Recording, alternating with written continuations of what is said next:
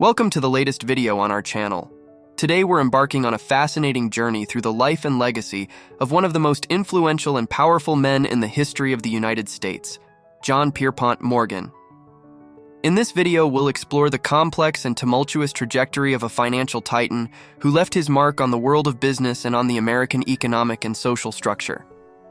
Let's delve into the various facets of a man whose name has become synonymous with power and wealth. Get ready to be even more surprised by this story. J.P. Morgan wielded absolute influence in the United States, holding vast wealth and power. He led the first company to achieve a revenue of $1 billion, exerting significant control over the country's economy through his actions. Additionally, he had the power to save companies from ruin or push them into bankruptcy, earning him both adoration and hatred. Are you ready to uncover the secrets behind J.P. Morgan? The story of this magnate has its roots in 1837, the year of his birth in Connecticut, United States. Unlike many other entrepreneurs whose stories I've shared on this channel, J.P. Morgan did not emerge from a humble origin. On the contrary, he was born into a family of considerable privilege. His father, Junius Spencer Morgan, was a banker of great fortune, determined to provide John with the best possible education. He aimed for his son to follow in his footsteps, entering the world of finance and business in the future. However, despite the privileges bestowed upon him by the family, John's childhood was marked by significant challenges. He suffered frequent coughing fits, making his health fragile from an early age. In addition to these challenges, John suffered from severe migraines and even seizures. His immunity was notably low, leaving him vulnerable to illnesses such as scarlet fever, a bacterial infection that causes fever, rashes, vomiting, and abdominal pains.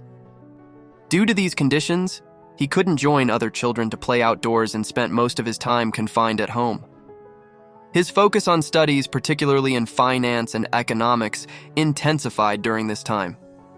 However, a throat infection triggered a more serious crisis: rheumatic fever, a severe illness that can affect the heart and brain, leaving permanent sequelae and even leading to death.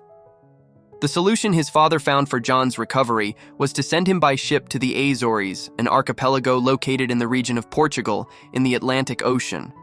There, John would live alone, as his father believed that the climate and humidity from the ocean could aid in his recovery.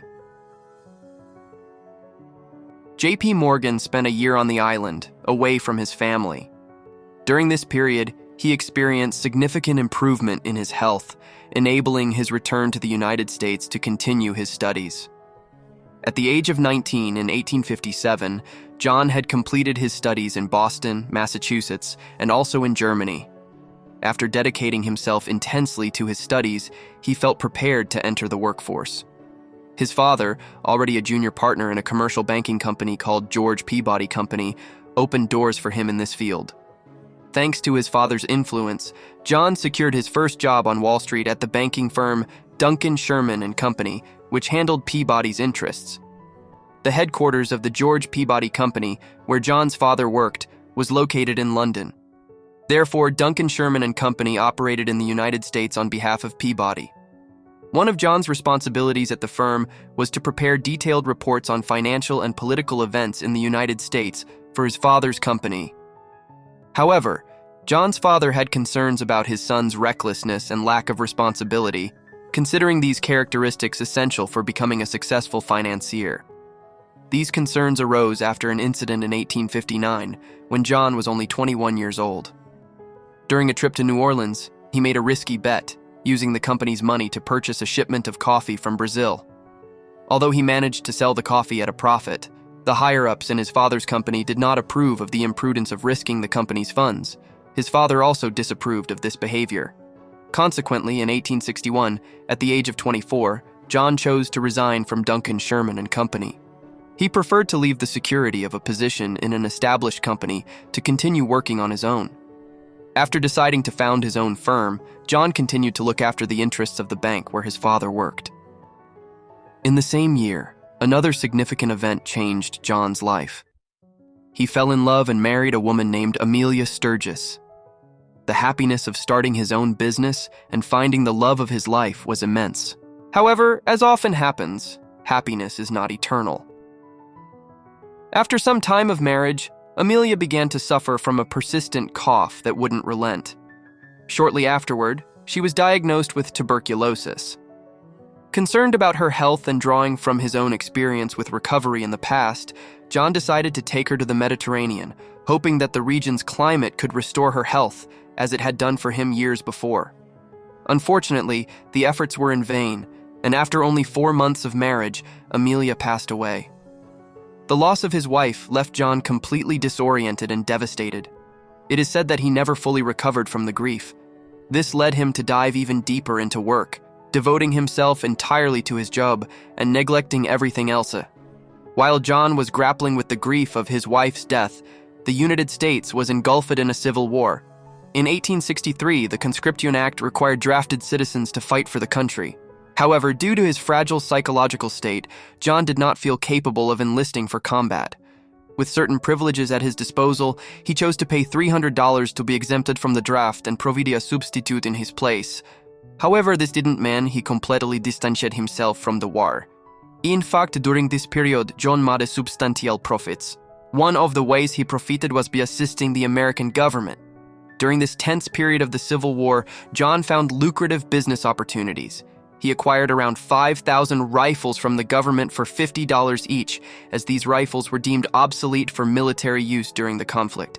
After making some improvements to the rifles, he resold them back to the government for a significantly higher price. The reseller price represented an increase of over 600%, resulting in a highly profitable venture for John. Despite the general unhappiness stemming from the war, this endeavor brought him significant gains.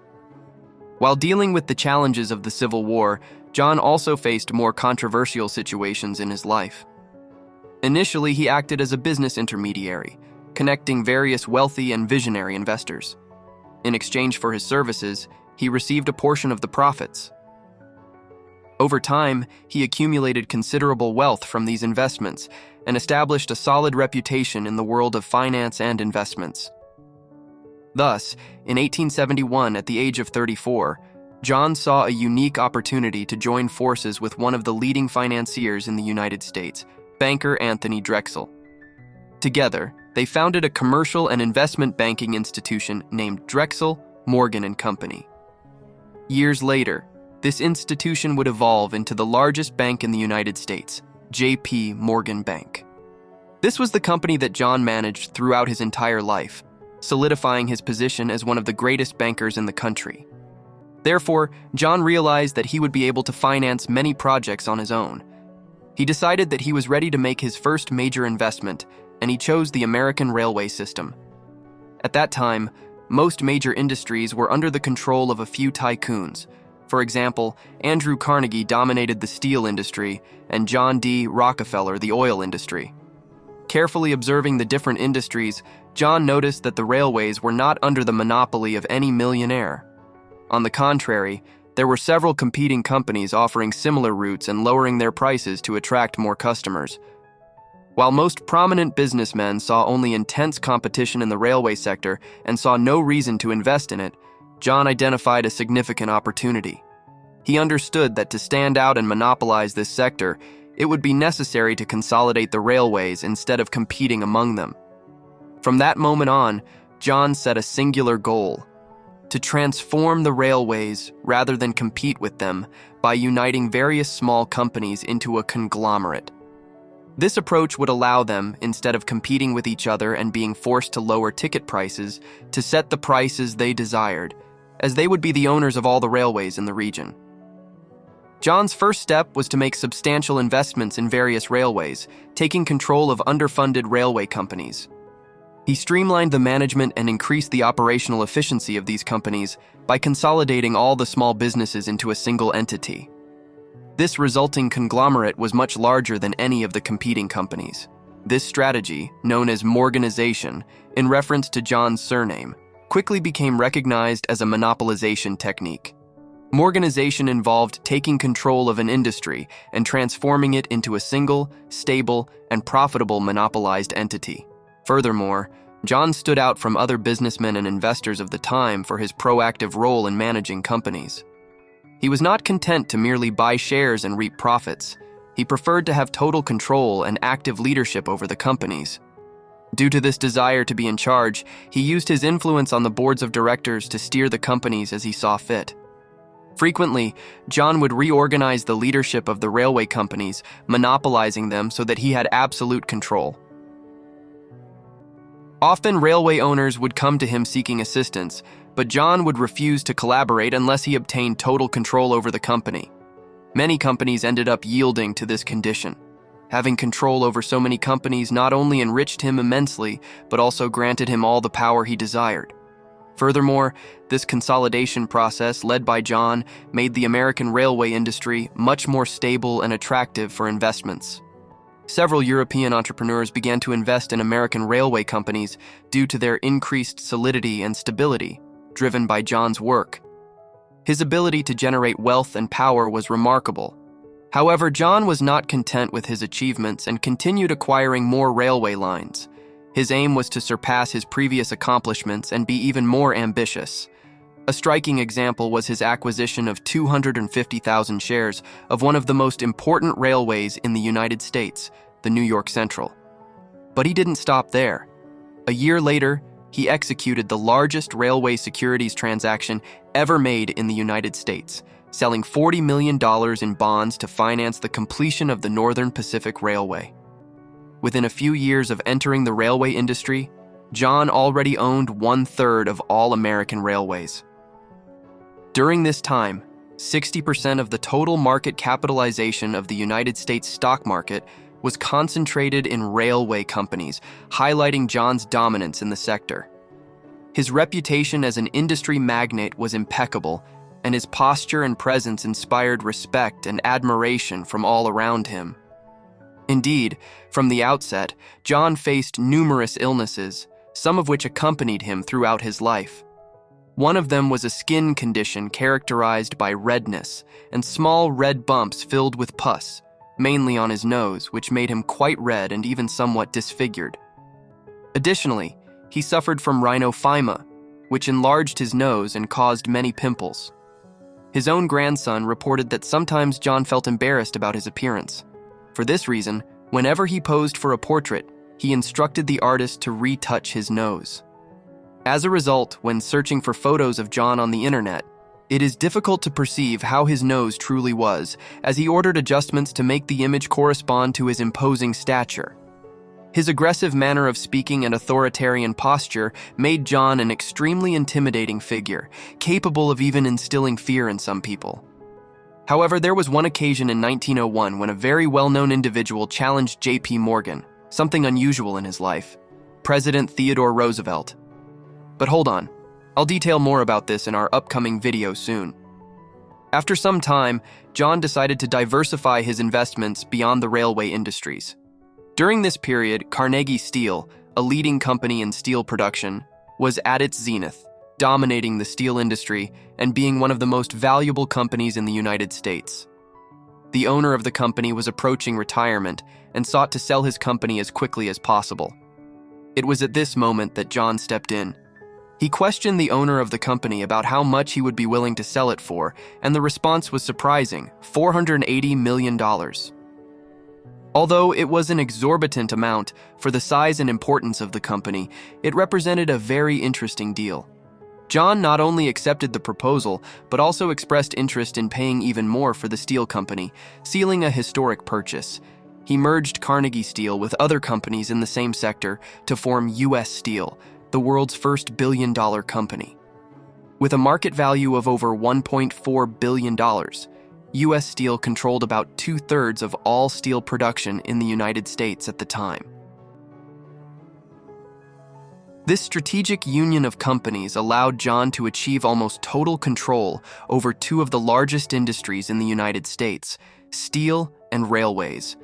With all his influence and power, John decided to support Thomas Edison's early experiments with electricity. His financing played a crucial role in the merger of Edison's company, the Edison Electric Light, with its competitors, resulting in the creation of General Electric, a company that continues to exist today. Around the same time, while funding Thomas Edison, another figure entered his life: Nikola Tesla. engineer Nikola Tesla in the 1890s was conducting experiments to transmit electricity wirelessly. To put his project into practice, Tesla needed funding, and it was then that J.P. Morgan decided to invest around $50,000 in Tesla's project. With this money, Tesla began to build a wireless transmission tower in Long Island, aiming to provide free access to electricity for all people worldwide. These Tesla experiments were fundamental for the later development of technologies such as remote control and Wi-Fi. No entanto, John decided to terminate Tesla's project due to a lack of funding. He withdrew financial support from Tesla because he realized that this form of energy could not be regulated. Since Tesla planned to provide energy for free, John saw no possibility of charging or making a profit. Therefore, he chose to halt the project's funding. In 1893, the United States faced a major economic crisis, marking a catastrophic turning point after years of continuous growth and major investments. The American economy found itself in a chaotic scenario, with stocks on the stock market plummeting and losing nearly half of their value. As a result of this crisis, many companies were forced to close their doors, banks went bankrupt en masse, and the unemployment rate skyrocketed rapidly. This situation left foreign investors shocked and scared, leading them to exchange their stocks for gold. This exchange began to deplete the American gold reserves, since at the time the dollar was tied to the gold standard. In the gold standard, the value of currencies was determined by the amount of gold held by the government of each country as reserves. The American government, for example, held at least 100 million in gold bars to back the dollar. However, by 1895, most of the gold from the American reserves had vanished, leaving the value of the dollar in free fall. With less than $9 million in gold bars, the government was at risk of being unable to pay its loans, which sparked widespread panic among people and led various investors to withdraw their money from the United States, further exacerbating the gold shortage. During this time, President Stephen Grover Cleveland assessed the critical and delicate situation of the United States and pursued various strategies to save the country from this economic chaos. At this critical moment, John recognized the need for the government to take drastic measures to contain the crisis. Deciding to take action, he traveled to Washington with the aim of meeting with the president and presenting a plan to rescue the country from that challenging situation. John's plan involved forming a private syndicate composed of the country's top bankers, along with foreign investors, to bolster American gold reserves. This syndicate would purchase $65 million worth of gold bonds, using approximately 108 tons of gold. President Cleveland agreed to the plan, and thanks to an old statute, he was able to accept it without needing to wait for Congress's approval. As soon as the president signed the agreement, John contacted some prominent bankers in New York, and within just 20 minutes they bought all the gold bonds. This strategy had a positive and immediate effect on the financial market, saving the United States from total collapse. John didn't act solely out of a sense of patriotic duty. He also saw an opportunity to profit personally from this crisis. By purchasing the gold bonds, he was able to profit from the fees embedded in each transaction, further increasing his personal wealth. This heroic action towards the American government demonstrated his vast influence and power in the United States economy. However, many questioned whether John's motivations were genuinely altruistic or if he was simply an opportunist interested in increasing his fortune. Perhaps both possibilities were true, but the fact remains that John's actions sparked debates in the subsequent elections about the relationship between big banks and the American government. This issue gained prominence, especially among members of the Democratic Party. John and many of his banker friends financially contributed to the campaigns of the Republican candidate, William McKinley, who ultimately won the elections. This situation further highlighted the influence of big banks in American politics and raised questions about the interests behind the actions of prominent figures like John. Indeed, this wasn't the only time John played a crucial role in stabilizing the American economy. A few years later, in 1907, the country faced another major financial crisis. At this time, John had recently consolidated the Northern Pacific Railway, along with two other railways, and established a new massive holding company called Northern Securities Corporation. Despite his monopolistic practices, John never faced issues with the law or the government, thanks to the close relationship he maintained with the president of the time, William McKinley. However, the dynamic changed when William was assassinated, and Theodore Roosevelt assumed the presidency of the United States, governing from 1901 to 1909. Unlike William McKinley, Theodore Roosevelt had a distinctly different view on John's monopolistic practices. For this reason, Theodore Roosevelt ordered the Department of Justice to initiate action against John's company for violating the Sherman Antitrust Act of 1890, an American legislation that regulated competition between companies and promoted free enterprise. As a consequence of this violation, John and his companies were brought to trial, in which, despite the efforts undertaken, they ultimately lost, and his company was dismantled. This sparked a long-standing feud between the two men. However, the new crisis that shook the United States forced them to join forces to save the American economy. In 1907, a severe economic crisis hit the country, nearly driving several banks to bankruptcy and resulting in long lines at bank doors, with people trying to withdraw their money from bank accounts. One measure taken by the government was to instruct bank tellers to count money more slowly, in an attempt to slow down the pace of withdrawals and prevent a financial catastrophe. In this context, despite the personal differences between Roosevelt and John, both agreed that it would be in the general interest for the American government and big businessmen to work together to address the crisis and stabilize the country's economy. Faced with this critical scenario, President Roosevelt summoned John once again to try to save the country. John's strategy, as in the previous instance, was to invest money where it was most needed and urgent. He invited dozens of top investors and leaders of the largest banks in the country to gather with him in his private library. Together, they decided on the best course of action to take. John's plan involved directing investments towards smaller competitors. He argued that while some banks might eventually fail, by investing in these smaller competitors, it would still be possible to save some of them. This approach aimed to minimize damage and stabilize the financial system more broadly. The strategy proposed by John and his allies was to deposit a substantial amount of money into various banks so that they could honor their commitments to customers and avoid bankruptcy. After presenting his plan to the bankers, John left the library, locked the doors, and left them to negotiate among themselves until they reached a consensus.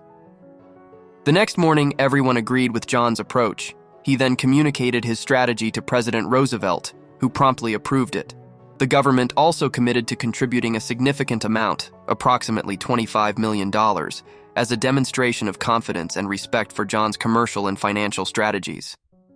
This additional government contribution helped solidify the plan and strengthened confidence in the joint effort to stabilize the economy. At this stage of life, at 70 years old and facing serious health issues, J.P. Morgan once again demonstrated his capacity by saving the American economy. His plan was a resounding success. The capital invested by him and his fellow bankers restored confidence in the American banking system.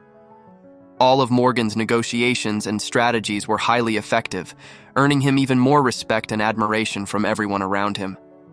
However, despite this heroic feat, concerns grew within and outside the government about the country's dependence on a single man.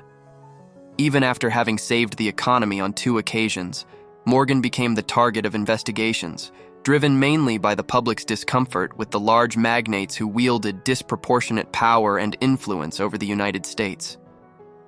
These investigations reflected a growing concern about the excessive concentration of power in the hands of a few individuals and raised questions about the need for stricter regulations to prevent abuses of economic power. In light of this situation, John was called to testify before the Pujo Committee, a response to the growing concern over concentrated financial power in the hands of a few. This committee concluded that these few individuals monopolized the American financial system. During the hearings, John became the center of attention and the face of Wall Street power. Despite all his financial success, John's mental and psychological state was in decline. He faced some nervous breakdowns due to the negative portrayal of him in the media. The constant public scrutiny and pressure from the Pujo Committee hearings deeply affected his mental health, leading to a state of emotional fragility. The fate of J.P. Morgan holds a curious fact. He was planning to board the Titanic, but due to some health issues, he ended up canceling his trip. At the same time, the Pujo Committee was outlining ways to establish the Federal Reserve of the United States, as it would no longer be feasible to rely solely on powerful businessmen and bankers to save and stabilize the country's economy. However, even before the investigations were concluded and the proposed reforms enacted, on March 31, 1913, at the age of 75, John passed away during his vacation in Rome, Italy.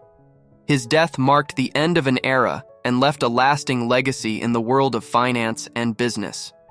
The story of J.P. Morgan is truly fascinating and reveals much about the powers and influences that shape not only finance but also the course of history. He was a visionary in his field, capable of transforming entire industries and saving economies in times of crisis. However, his life also raises questions about the role of these magnates in society.